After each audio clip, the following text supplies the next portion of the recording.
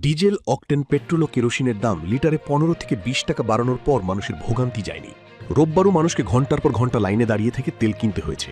সাধারণ মানুষের প্রশ্ন, দাম বাড়ানোর পর সরবরাহ বাড়বে কি?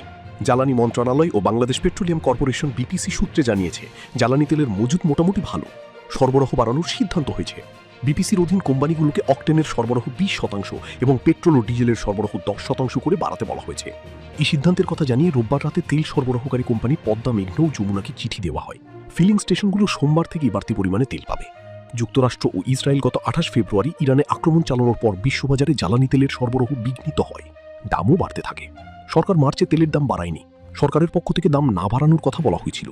16 এপ্রিল রাজধানীর ওসমানী স্মৃতি মিলনায়তনে স্বাধীনতা পুরস্কার 2026 প্রদান অনুষ্ঠানে প্রধানমন্ত্রী তারেক রহমান বলেন, বিশ্বের সব দেশে তেল ডিজেলের দাম বাড়ানো হলেও আমরা জনদুর্ভোগের কথা বিবেচনা করে এখন পর্যন্ত এই সিদ্ধান্ত নিইনি।